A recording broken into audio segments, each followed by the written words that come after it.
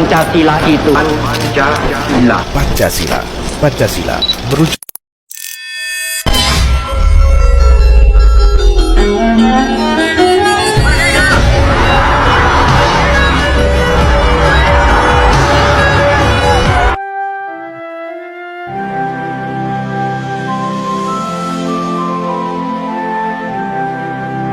lengkapnya pemirsa. Pancasila sebagai ideologi bangsa ini wajib hukumnya menjadi identitas bagi setiap elemen bangsa.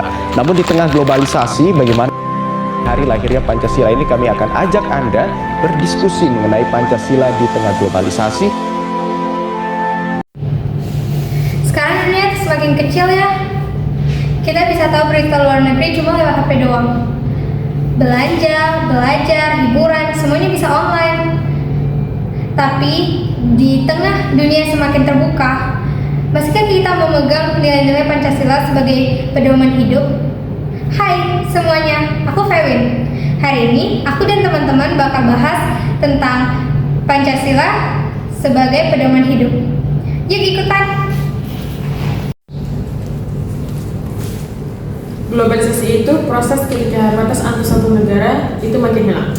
Informasi, teknologi, dan juga budaya luar negeri itu kita bisa akses dengan mudah.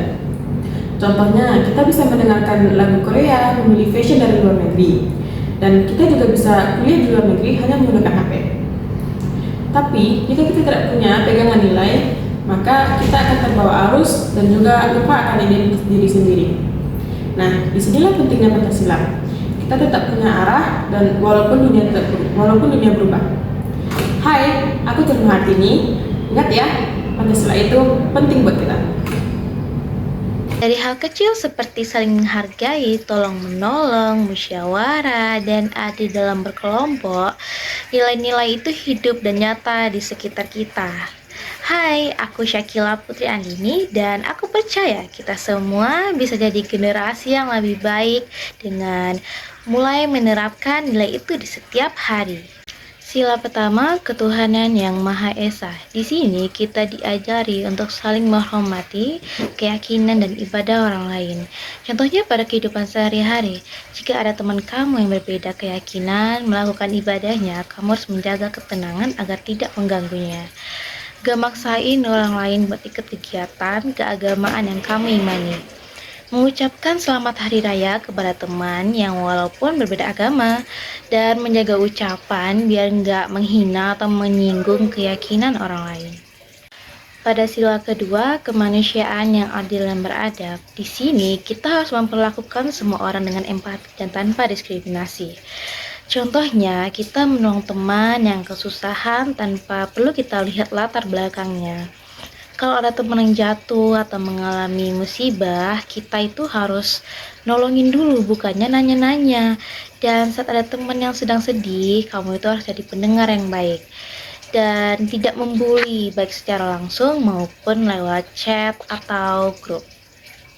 Pada sila ketiga, Persatuan Indonesia, di sini kita harus menjaga kerukunan meskipun berbeda suku, budaya, bahasa, ataupun pendapat.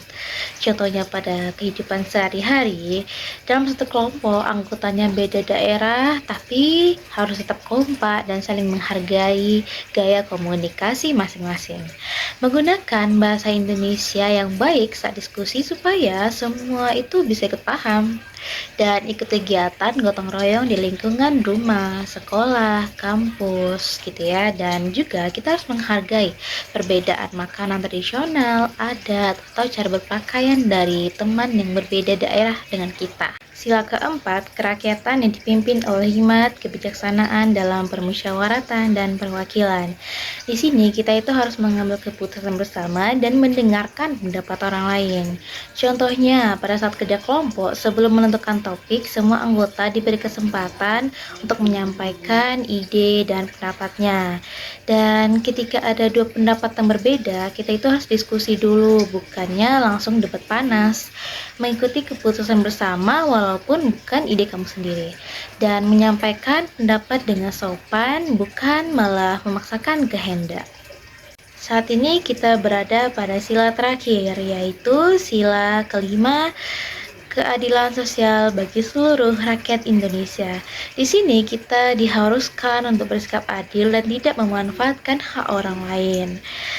Contohnya pada kehidupan sehari-hari itu pembagian tugas kelompok dilakukan atau dibagi secara merata dan sesuai dengan kemampuan dan bukannya dibebankan kepada satu anggota saja atau satu orang teman.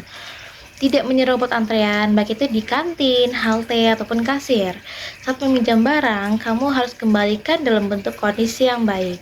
Dan terakhir, membantu teman yang kesulitan belajar dengan rela, bukannya hitung-hitungan.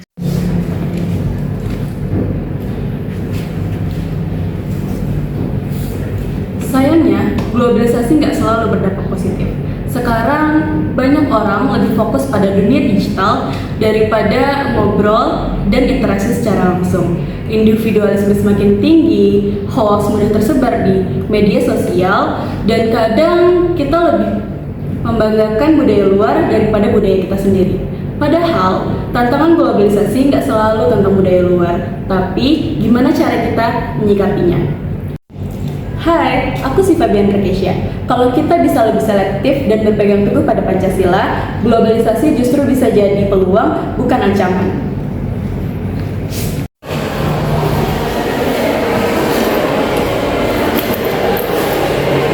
Sebenarnya, cara mendekati Pancasila di era globalisasi itu sangat simpel banget. Mulai dari diri sendiri, pakai media sosial untuk sebar hal positif, sebar toleransi,